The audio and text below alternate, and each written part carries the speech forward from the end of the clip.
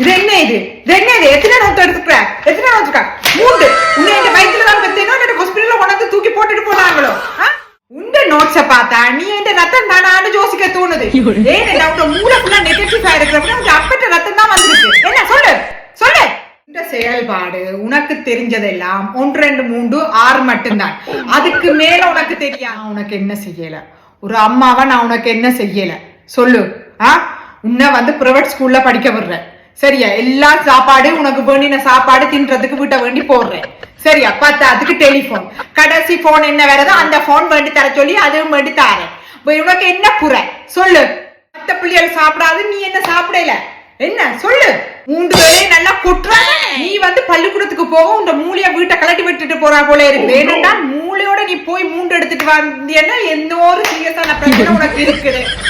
யார மாதிரி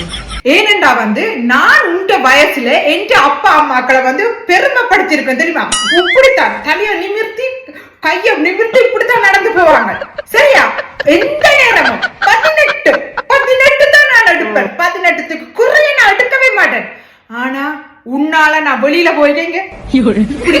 மோட்டார் போட்டுட்டு நான் போறேன் இப்படிதான்